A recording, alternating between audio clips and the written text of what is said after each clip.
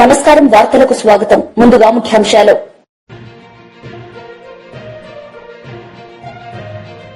Polavaram project హిస్టరీపై చర్చించిన ముఖ్యమంత్రి Nara Chandrababu Naidu.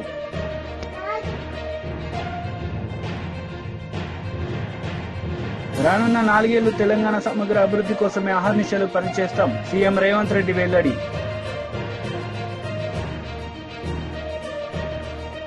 Polavaram project హిస్టరీపై అసెంబ్లీలో ముఖ్యమంత్రి చంద్రబాబు నాయుడు చర్చించారు. ఈ సందర్భంగా ఆయన మాట్లాడారు.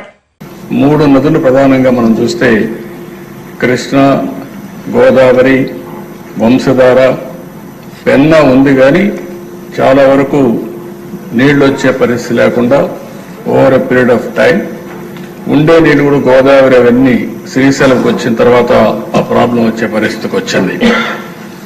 ఈ రోజు మన రాష్ట్రానికి ఒక game changer Polavaram.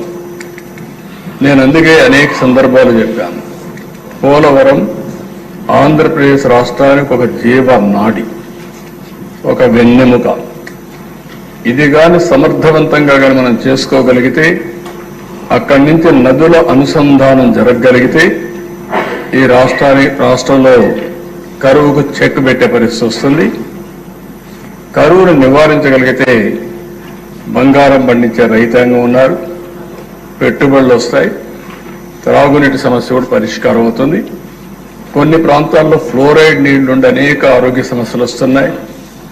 East west Godavari జిల్లాల్లో చూస్తే ఎక్కువ చేపల చెరువులు వచ్చే తర్వాత కలుషితమైన నీరు తాగే పరిస్థితికి వస్తున్నాం. అయితే ఆ దిశ ఎక్కువ సభ్యులందరికీ కూడా, మీకే కాకుండా రాష్ట్రంలో ఉండే ప్రజలు కూడా అర్థం చేసుకోవాల్సిన అవసరం ఉంది. ఈరోజు ఏదైతే పోలవరం ప్రాజెక్టు ఉందో అది ఇప్పుడుది కాదు, ఓసారి చరిత్ర. ఆ చరిత్రలో మనం చూస్తే 1941లో ప్రపోజల్ వచ్చింది. 1941లో దివాన్ బహదూర్ ఎల్ వెంకటకృష్ణయ్యర్, అప్పుడు చీఫ్ ఇంజనీర్ ఇరిగేషన్, అతను ఒక ప్రపోజల్ పెట్టాడు. ఒక స్టోరేజ్ రిజర్వాయర్ ఇక్కడ వస్తే బాగుంటుంది, గోదావరి పైన రావాలి అని ఆలోచించి ప్రిలిమినరీ ఇన్వెస్టిగేషన్ 42-44లో చేశాడు. అప్పట్లో ఒక జీవో కూడా ఇష్యూ చేశారు. ఆ జీవో ప్రకారం ఫర్దర్ ఇన్వెస్టిగేషన్ తొలిసారి మీరు చూస్తే 170 అడుగులు ఎత్తిపెట్టాలని, ఆ నుంచి 208 అడుగులు కూడా పెట్టాలని, దీనివల్ల 340 నుంచి 700 టీఎంసీ నీళ్లు పోలవరంలో, పేరు కూడా అప్పుడు పోలవరం కాదు, అక్కడ రిజర్వాయర్ నీళ్లు ఉంటాయని చెప్పి ఒక అవగాహనకు వచ్చారు. 75 నుంచి 150 మెగావాట్ల పవర్ ఉత్పత్తి చేయొచ్చు అనుకున్నారు. పేరు కూడా రామపాల్ సాగర్ ని సైట్ ని ఐడెంటిఫై చేసి అక్కడ ఈ ప్రాజెక్టు కట్టాలని చెప్పి ఆ రోజు నిర్ణయించారు. కడాన దిశ ఈ ప్రాజెక్టుని గోవిందరాజు అయ్యంగారని 5-6 ఆగస్టు 1947లో ఇవన్నీ కూడా కన్సల్టెంట్ గా ఉండి ఇవన్నీ ఎస్టాబ్లిష్ చేసి ఇది ఫీజిబిలిటీ ఉంది, selection of site for dam is the best available site అని ఫైనలైజ్ చేశారు. ఆ రోజు గాని ఇప్పుడు వచ్చినట్టు పోలవరం పూర్తయిన దిశ ఎస్ఎస్ఆర్ 47-48 ప్రకారం 129 కోట్లు, ఈరోజు 55,000 కోట్లు. అంటే ఆ రోజు ఈ ప్రాజెక్ట్ అయిపోయింటే రాష్ట్రం ఎంత సువిష్టం అయ్యేదో, ఎంత అభివృద్ధి అయ్యేదో ఒక ఉదాహరణ మాత్రం. అది అయిన తర్వాత దిశ చాలా సమస్యలు వచ్చాయి, కానీ అందరూ మర్చిపోయాం. స్వాతంత్రం వచ్చింది, రాష్ట్రం వచ్చింది, మళ్ళా రాష్ట్రం కలిసింది, రాష్ట్రం విడిపోయింది. ఎన్ని జరిగినా కూడా అప్పట్లో ఎవరూ పట్టించుకోకుండా 15/5/1981లో మాత్రం అంజయ్య గారు ఫౌండేషన్ వేశారు. ఫౌండేషన్ వేసి ఆయన ఫౌండేషన్ మాత్రం వేశాడు, కానీ ప్రాజెక్ట్ ఏమి స్టార్ట్ చేయకపోతే రాజశేఖర రెడ్డి వచ్చిన తర్వాత దాన్ని ఎన్ని ఇబ్బందులు పెట్టాలో అన్ని ఇబ్బందులు పెట్టి అస్తవ్యస్తం చేసి ప్రాజెక్ట్ ని ఇది అసాధ్యం అనే పరిస్థితికి వచ్చారు. మొట్టమొదటిసారి దిశ రాష్ట్ర విభజన జరిగిన తర్వాత హైదరాబాద్ ఇన్కమ్ తెలంగాణకు వెళ్తుంది, ఆంధ్రప్రదేశ్కి ఆదాయం లేదు. కాబట్టి ఈ ఆదాయం రావాలంటే కొన్ని అనౌన్స్ చేయాలనే ఉద్దేశంతో పోలవరాన్ని ఒక నేషనల్ ప్రాజెక్ట్ గా అనౌన్స్ చేశారు.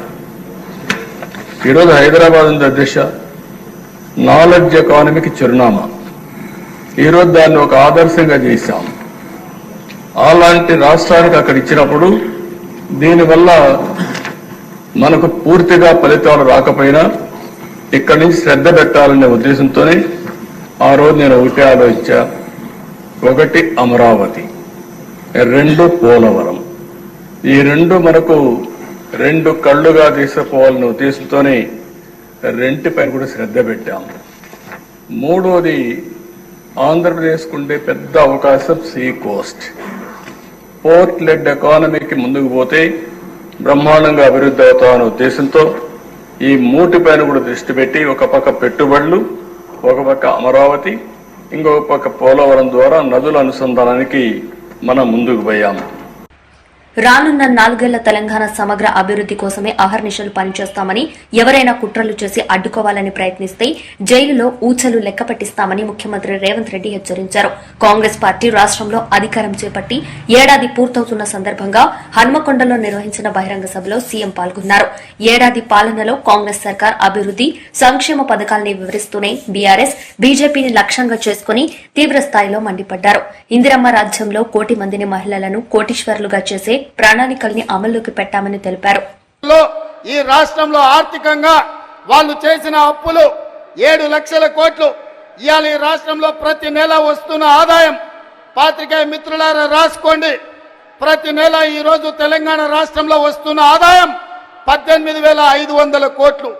ఈ 18,500 కోట్లల్లో 6,500 కోట్లు దాదాపుగా ప్రభుత్వ ఉద్యోగులకు జీతాలు, పెన్షన్ల కింద పోతున్నాయి.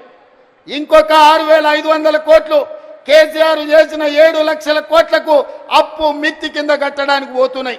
ఈ 13,000 కోట్లు జీతభత్యాలకు కేసీఆర్ మన నెత్తి మీద మోపిన అప్పుకు ఇవాళ పోతే మిగిలిన 5,500 కోట్లు ప్రతి నెల ఆదాయం ఉంటే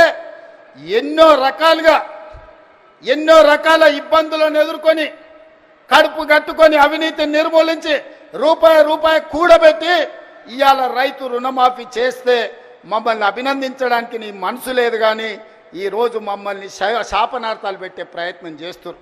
అందుకే ఇవాళ కేసీఆర్ బాధపడుతుండు. ఎందుకంటే రైతులకు రుణమాఫీ రేవంత్ రెడ్డి చేసే కదా, ఇంకా నాకేం మిగులుతుంది చెప్పనే. ఒరేసుకుంటే ఆనాడు ఉరి అన్నాడు, అవునా? ఒరేసుకుంటే ఉరేసుకున్నట్టే అని కేసీఆర్ ముఖ్యమంత్రిగా మాట్లాడిండా లేదా?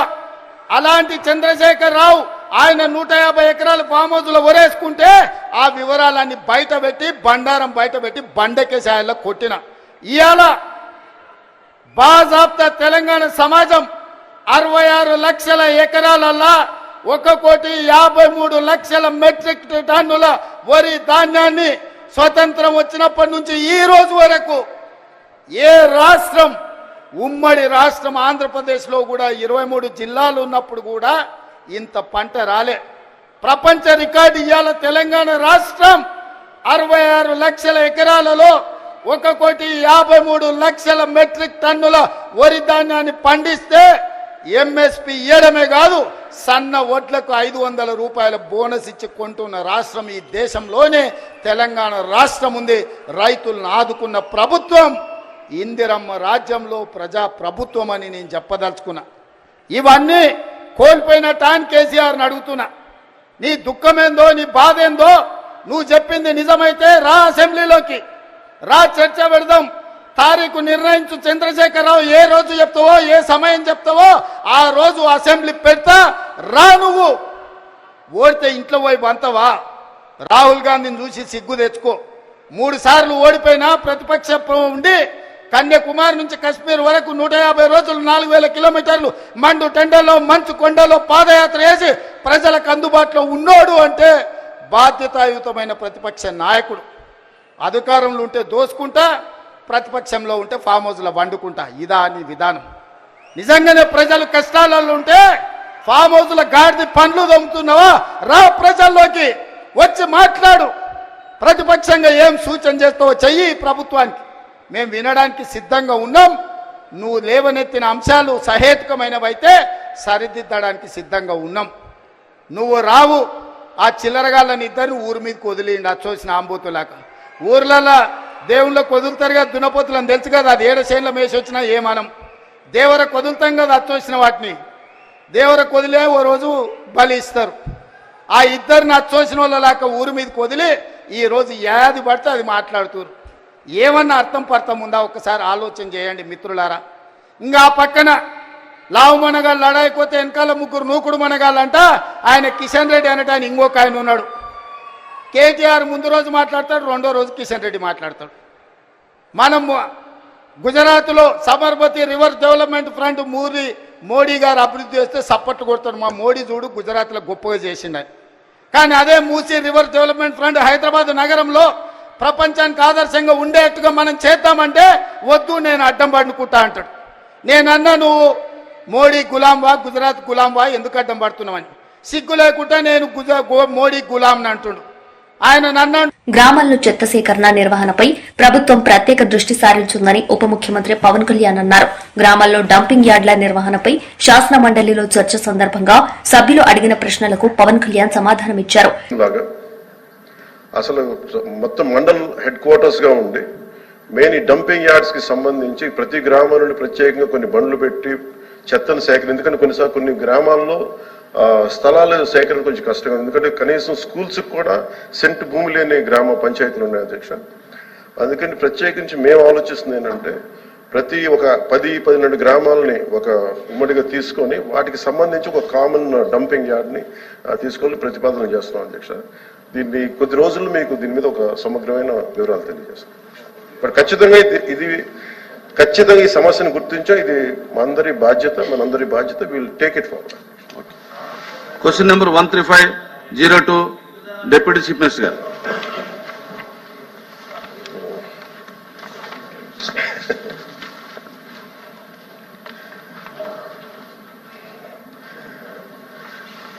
ఇది పంచాయతీ భవనాలు 2019-24 కాలంలో పంచాయతీ భవనాలు మరి ఇతర కార్యాలయాలకు రంగులు వేయడానికి సుమారు కొన్ని 4,800 కోట్లు ఖర్చు చేశారన్న విషయం వాస్తవమేనా? ఇలాంటి 3 ఉన్నాయి అధ్యక్ష. 2019-24 పంచాయతీ భవనాలకు నేను ఇవ్వగలిగే క్లారిటీ దీనికి సంబంధించి అధ్యక్ష, 2019-24 పంచాయతీ భవనాలకు గ్రామ సచివాలయాలకు మాత్రమే రంగులు వేయడానికి 101.81 కోట్ల మొత్తాన్ని ఖర్చు చేయడం జరిగింది అధ్యక్ష. రంగులు వేయడానికి ఖర్చు చేసిన మొత్తంలో 49.8 కోట్ల మొత్తాన్ని పెయింటింగ్ వేయడానికి, 52.73 కోట్ల మొత్తాన్ని భవనాలకు ఉన్న పెయింట్ ని తొలగించి మళ్ళీ తిరిగి రంగులు వేయడానికి ఖర్చు జరిగింది. బి ప్రశ్నకి అది అన్ని కార్యాలయాలకు సార్, నేను చెప్తున్న ఓన్లీ పంచాయతీ భవనాలు. బి ప్రశ్నకి ఏమీ లేదండి. గ్రామ సచివాలయాల భవనాలకు ఉపయోగించే రంగు విధానాన్ని ప్రశ్నిస్తూ వివిధ పార్టీల్లో హైకోర్టులో రిట్ పిటిషన్లు దాఖలు చేయడం జరిగింది. అలాగే 3వ ప్రశ్నకి హైకోర్టు జారీ చేసిన ఆదేశాల ప్రకారం రంగులను తొలగించి కింద విధానంలో భవనాలకు తిరిగి రంగు వేయించవలసిందిగా ప్రభుత్వంలోని జిల్లా కలెక్టర్లు మరియు జిల్లాధికారులను ఆదేశించడమైంది. గ్రామీణ గిరిజన రంగోలీ పెయింటింగ్ యొక్క విలక్షణమైన లక్షణాలతో టెరాకోటా రంగులకు పైన 8 అంగుళాల వెడల్పు గల బోర్డర్ డిజైన్ తో నేల నుండి 2.5 అడుగుల ఎత్తుతో భవనాల భాగంలో హాఫ్ వైట్ రంగుకు మరియు దిగువన టెరాకోట రంగు వేయడం. కేంద్ర మంత్రి కిషన్ రెడ్డి మీడియా సమావేశం నిర్వహించారు. ఈ సందర్భంగా పలు అంశాలపై ఆయన మాట్లాడారు. సోషల్ వర్కర్స్ भी, एनजीओस भी, नेशनलिस्ट ऑर्गेनाइजेशन के साथ साथ अलग अलग इंडिपेंडेंट ऑर्गेनाइजेशंस के एनजीओस भी इस लोक मंथन कार्यक्रम में 4 दिन के कार्यक्रम में भागीदार होंगे. आज के समाज में आपको मालूम है कला, शिक्षा, मीडिया और पॉलिटिक्स माध्यम से डिसिसिव कॉन्स्पिरेंसी किया जा रहा है. उसके प्रति एक सही अंडरस्टैंडिंग, सही कल्पना और प्रॉस्पेक्टिव आज दुनिया के सामने स्थापित करना, जनता के सामने ले जाना, ये लोकमंथन बहुत सालों से काम करती है। इस लोकमंथन 2024 का प्रमुख रूप से यही उद्देश्य है, भारत की विविधता में एकता मजबूत करना हो और दुनिया भर के जितने भी सवाल आज फेस कर रहे उस सवालों को दुनिया के सामने समाधान निकालना चाहिए। ये भी लोकमंथन काम करते हैं और विकसित भारत हमारे भारत के सामने सभी वर्गों के लिए, सभी संस्था के लिए, सभी व्यक्ति के लिए हमारे लिए एक चैलेंज है। देश को एक आत्मनिर्भर भारत का अभियान जो देश भर में चल रही है, इसमें भी सभी लोगों को जोड़ने के लिए लोकमंथन प्रयास करते हैं। जनजाति समाज को शिक्षित, सशक्ति और सुदृढ़ बनाना, ये सभी समाज का जिम्मेदारी है। इसके लिए भी प्राचीन जनजाति ग्रामीण कलाओं को एक मंच पर लाना और उसको जनजाति के कलाओं को और उनका संस्कृति को, उनके जीवन विधान को प्रोटेक्ट करना, प्रिजर्व करना, प्रोत्साहन करना, उनके कलाओं को, उनके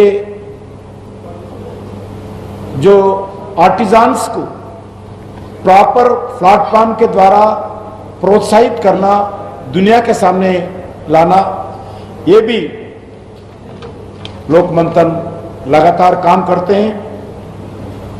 किसी एक संगठन के द्वारा ये कार्यक्रम आयोजित नहीं किया है, बल्कि कई संगठन పోలవరం ప్రాజెక్టుపై శాసనసభలో సుదీర్ఘంగా మాట్లాడిన సీఎం చంద్రబాబు పచ్చి అబద్దాలు చెప్పారని, గత మా ప్రభుత్వంతో పాటు నాటి వైఎస్సార్ గారి ప్రభుత్వంపైన నిందలు వేశారని వైఎస్సార్సీపీ గుంటూరు జిల్లా అధ్యక్షుడు మాజీ మంత్రి అంబటి రాంబాబు వెల్లడించారు. పోలవరం ప్రాజెక్టును జాతీయ ప్రాజెక్టుగా గుర్తించామని, తామే స్వయంగా కడతామని రాష్ట్ర విభజన చట్టంలో కేంద్రం స్పష్టం చేసినా కమిషన్ల కోసం కక్కుర్తిపడిన చంద్రబాబు ప్రాజెక్టును తామే కడతామని తీసుకుని ఆ ప్రాజెక్టును సర్వనాశనం చేశారని ఆక్షేపించారు. ఇది వెన్నెముక, నదుల అనుసంధానానికి ఇది చాలా ప్రధానమైంది. పోలవరం ప్రాజెక్ట్ అనేది నిర్మాణం జరిగితే రాష్ట్ర ప్రజలు నీటి కోసం, నీటి ఎద్దడి కోసం, ఇంక్లూడింగ్ రాయలసీమ ఎక్కడా కూడా ఇబ్బంది పడవలసిన అవసరం ఉండదు. అలాంటి మహత్తరమైన ప్రాజెక్టు ఇది అని చెప్తున్నారు. సంతోషం. అయ్యో చంద్రబాబు నాయుడు గారు, మీరు రాజశేఖర రెడ్డి గారు వచ్చి ఫౌండేషన్ స్టోన్ వేసి పనులు ప్రారంభించేంత వరకు 2004 నవంబర్లో రాజశేఖర రెడ్డి గారు ఫౌండేషన్ వేశారు. కుడి ఎడమ కాలువలు తవ్వేటటువంటి ప్రయత్నం చేశారు. చాలా వేగవంతంగా ఆ కార్యక్రమాల్ని ప్రారంభించేటటువంటి పని రాజశేఖర రెడ్డి గారు చేశారు. నేను అడుగుతా ఉన్నా, చంద్రబాబు నాయుడు గారు ఎన్టీ రామారావు గారిని వెన్నుపోటు పొడిచి అధికారంలోకి వచ్చిన తర్వాత కంటిన్యూస్గా, ఈ రాష్ట్ర దురదృష్టమో అదృష్టమో నాకు తెలియదు కానీ, మళ్ళా రాజశేఖర రెడ్డి గారు ముఖ్యమంత్రి అయ్యేంత వరకు 2004 వరకు మీరే ముఖ్యమంత్రిగా ఉన్నారుగా, ఎందుకు ఈ జీవనాడి గురించి అసలు మీరు ఆలోచన చేయలేదు? ఎందుకు దీనికి ఫౌండేషన్ స్టోన్ వేసి మళ్ళీ తిరిగి పనులు ప్రారంభించాలనే ఆలోచన మీకు ఎందుకు రాలేదు? అంజయ్య గారు 1981లో ఫౌండేషన్ వేశారు అని చెప్తున్నారు కదా, ఇన్ని సంవత్సరాలు మీరు ఈ పోలవరం గురించి ఎందుకు ఆలోచించలేదు అంటే, పోలవరం గురించి మీరు చెయ్యాలనేటువంటి సంకల్పమే మీ మనసులో లేదు, మీకు ఆలోచన లేదు. రాజశేఖర రెడ్డి గారు 2004లో అధికారంలోకి వచ్చిన తర్వాత ఏ విధంగా అయినా సరే ఈ పోలవరాన్ని పూర్తి చేయాలి, ఇది రాష్ట్రానికి కావలసినటువంటి ప్రాజెక్టు అనేటువంటి ఉద్దేశంతో పోలవరానికి శంకుస్థాపన చేసి రాష్ట్ర ప్రభుత్వమే సుమారుగా 4,000 కోట్ల రూపాయలు ఖర్చు పెట్టి కుడి ఎడమ కాలువలు తవ్వి, సరే దురదృష్టవశాత్తు రాజశేఖర రెడ్డి గారు మరణించడం జరిగింది. ఆ తర్వాత పరిణామాలు మీ అందరికీ తెలుసు. రాజశేఖర రెడ్డి గారు మరణించారు, కాంగ్రెస్ పార్టీ వచ్చింది. కాంగ్రెస్ పార్టీ కూడా టెండర్ ట్రాల్ స్ట్రైక్ ఇచ్చారు. వాళ్ళు కొన్ని పనులు చేశారు. దురదృష్టవశాత్తు రాష్ట్రం విడిపోయింది. విడిపోయినప్పుడు ఏం జరిగింది? ఇది చాలా ముఖ్యమైన ప్రాజెక్టు కాబట్టి దీన్ని జాతీయ ప్రాజెక్టుగా డిక్లేర్ చేశారు వాడు. మనకు రాష్ట్రం విడిపోయినా తెలంగాణ లాంటి ఆదాయం కలిగినటువంటి మహాపట్టణం మనకు లేదు కాబట్టి ఏదో ఒక విధంగా మనకు కొంత మొగ్గు వేయాలనేటువంటి ఉద్దేశంతో ఆ రోజున దీన్ని జాతీయ ప్రాజెక్టుగా వారు సంకల్పించి మన విభజన చట్టంలో చాలా క్లియర్గా పెట్టారు. నేను అడుగుతా ఉన్నా, జాతీయ ప్రాజెక్ట్ అంటే ఏంటి? ప్రతి పైసా కూడా కేంద్ర ప్రభుత్వమే ఖర్చు పెట్టి ప్రాజెక్టును పూర్తి చేసి మనకు ఇవ్వాల్సినటువంటి ప్రాజెక్ట్. ఇది ఒక విధంగా రాష్ట్రం విడిపోయిందనే బాధలో ఉన్నా సరే ఈ పోలవరం ప్రాజెక్టునైనా రాష్ట్ర ప్రభుత్వం యొక్క పైసా ఖర్చు లేకోకుండా ఇది పూర్తి చేస్తారు అనేటువంటి భావన కలిగే విధంగా కేంద్ర ప్రభుత్వం ఆ రోజున కాంగ్రెస్ పార్టీ మనకు చేసింది. ఏం చేశారు మీరు? నేను అడుగుతా ఉన్నా. నారా చంద్రబాబు నాయుడు గారు ఎంత అద్భుతంగా, చంద్రబాబు నాయుడు గారికి వయసు పెరుగుతూ ఉంది, అనుభవం పెరుగుతూ ఉంది, నైపుణ్యం కూడా బాగా పెరుగుతూ ఉంది. నైపుణ్యం దేనిలో తెలుసా? పచ్చి అవాస్తవాలను వాస్తవంగా చెప్పేదానిలో నైపుణ్యం. అంతా ఎదుటి పార్టీ వాళ్ళ మీద వేసేటటువంటి నైపుణ్యం. చేయని పనిని కూడా తానే చేశాను, అసలు ఈ పోలవరం ప్రాజెక్ట్ అనేది తన కలల పంట అనేటువంటి పద్ధతుల్లో ఒక నైపుణ్యతతో కూడినటువంటి అసత్యాలను మైక్ ముందు, అసెంబ్లీ ముందు చెప్పేటటువంటి నైపుణ్యత ఆయన పెరుగుతూ ఉంది. నేను అడుగుతా ఉన్నా, చంద్రబాబు నాయుడు గారు కేంద్రం కట్టవలసినటువంటి కొత్త మెడికల్ కాలేజీలపై కూటమి ప్రభుత్వం కుట్ర చేస్తుందని, ప్రైవేటీకరణ కోసమే అడ్మిషన్లు వద్దన్నారని మాజీ మంత్రి విడుదల రజని మండిపడ్డారు. ప్రైవేటీకరణ అనేది కూటమి సర్కార్ ఫిలాసఫీ అని, అందుకే రాష్ట్రంలో మెడికల్ కాలేజీలను ప్రైవేట్ వ్యక్తులకు దారాదత్తం చేయాలని ప్రయత్నిస్తున్నారని ధ్వజమెత్తారు. ఫ్యామిలీ డాక్టర్ కాన్సెప్ట్ గొప్ప ఆలోచన. గ్రామంలోకి సూపర్ స్పెషాలిటీ డాక్టర్లను పంపి పేదలకు వైద్యం అందించాం. మా హయాంలో ఎలాంటి సౌకర్యాలు అందించామో ప్రజలకు తెలుసు. ఏపీని మెడికల్ హబ్ గా తీర్చిదిద్దాలనే లక్ష్యంతో వైఎస్ జగన్ పనిచేశారు. వైఎస్ఆర్సీపీ ప్రభుత్వంపై బురద జల్లాలని కూటమి ప్రభుత్వం ప్రయత్నిస్తుందని ఆమె తప్పుబట్టారు.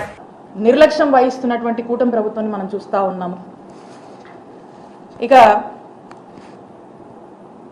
మనం చూస్తా ఉన్నాము కూటమి ప్రభుత్వం ఏర్పడ్డాక మరి చంద్రబాబు నాయుడు గారి నాయకత్వంలోని ఈ కూటమి ప్రభుత్వం ఒక పద్ధతి ప్రకారంగా ఆరోగ్యశ్రీని ఏ విధంగా కూడా నిర్వీర్యం చేస్తున్నారో మనం చూస్తా ఉన్నాము.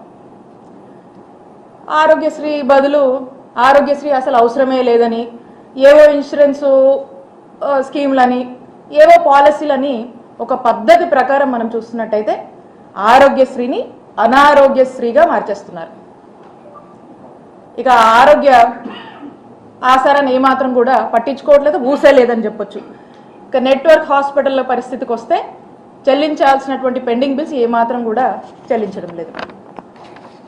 ఇక ఫ్యామిలీ డాక్టర్ ప్రోగ్రామ్ మీ అందరికీ కూడా తెలుసు. జగన్మోహన్ రెడ్డి గారి ఒక గొప్ప ఆలోచన, ఒక అద్భుతమైన కాన్సెప్ట్ అని చెప్పొచ్చు ఈ ఫ్యామిలీ డాక్టర్ ప్రోగ్రామ్. గ్రామాల్లోనే వైద్య సేవలు అందించేటువంటి ఒక గొప్ప ఆలోచన. అవసరమైన ప్రతి ఇంటికి కూడా గవర్నమెంట్ డాక్టర్ వెళ్ళి ఆ ఇంట్లోనే వైద్య సేవలు అందించేటువంటి ఒక గొప్ప ప్రోగ్రామ్ ఈ ఫ్యామిలీ డాక్టర్ ప్రోగ్రామ్. మరి ఈ రోజున చూస్తుంటే ఇక ఈ ఫ్యామిలీ డాక్టర్ ప్రోగ్రామ్ కూడా ఏమాత్రం కూడా ఈ కూటమి ప్రభుత్వం పట్టించుకోనటువంటి పరిస్థితి. ఇక ఆరోగ్య సురక్ష, స్పెషాలిటీ డాక్టర్లను ఆ గ్రామంలోనే వారిని పంపించి అక్కడే ఆ గ్రామస్తులకు చక్కటి వైద్య సేవలు అందించేటువంటి ఒక వినూత్నమైనటువంటి కార్యక్రమం ఈ ఆరోగ్య సురక్ష. మరి ఈ కార్యక్రమం ఊసేలేదు. ఇక 108, 104 సేవలు మనం చూస్తా ఉన్నాం. ఆనాడు వైఎస్ రాజశేఖర్ రెడ్డి గారు 108 అనే అంబులెన్స్లను తీసుకురావటము మనం అప్పుడు అప్పటి నుంచి ఇప్పటి కూడా ప్రజల కోసము, పేదవాడి కోసము ఏ ఇబ్బంది అయినా, ఏ ప్రాణాపాయ పరిస్థితుల్లో అయినా కూడా వాళ్ళకి ఎంబటే అందుబాటులో ఉండే విధంగా ఈ 108 సేవల్ని వారు ఇంట్రడ్యూస్ చేశారు. ఈ 108 అనేది దేశానికే ఆదర్శంగా నిలిచింది. ఈరోజు మనం చూస్తే దేశం మొత్తం కూడా 108 వెహికల్స్ మనకు కనిపిస్తాయి. ఆపదలో ఉన్న వాళ్ళని రక్షిస్తూ, కాపాడుతూ ఎక్కడికి వెళ్ళినా కూడా మనకి ఇవి దర్శనం అవుతూ ఉంటాయి. అలాంటి ఒక గొప్ప ఇనిషియేటివ్ని ఆనాడు వైఎస్ఆర్ గారు తీసుకొస్తే, అదే మన నాయకుడు జగన్మోహన్ రెడ్డి గారు మరి ఈ 108ని ఈ 104ని రివాంప్ చేస్తూ దీన్ని స్ట్రెంగ్తన్ చేస్తూ అనేక రిఫార్మ్స్ వీటిలో తీసుకురావడం జరిగింది.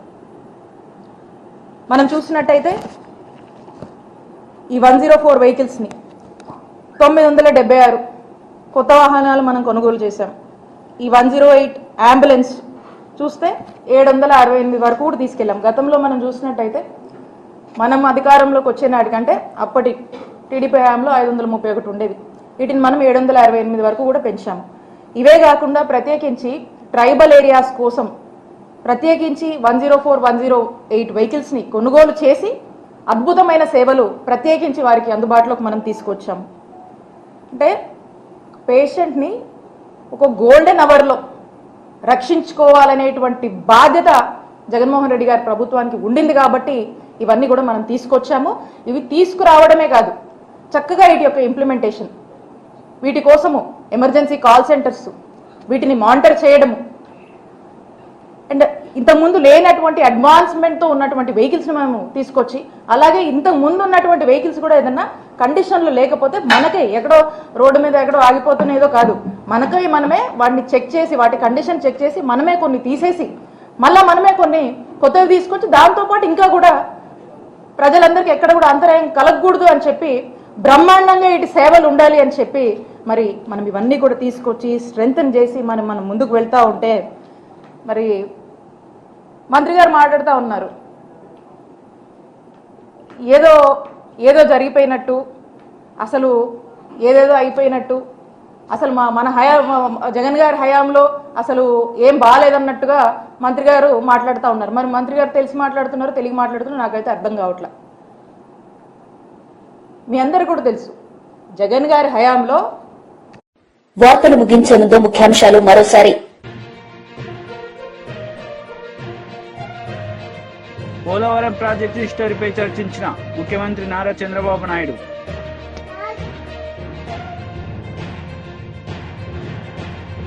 రానున్న 4 ఏళ్లు తెలంగాణ సమగ్ర అభివృద్ధి కోసమే అహర్నిశలు పనిచేస్తాం, సీఎం రేవంత్ రెడ్డి వెల్లడి.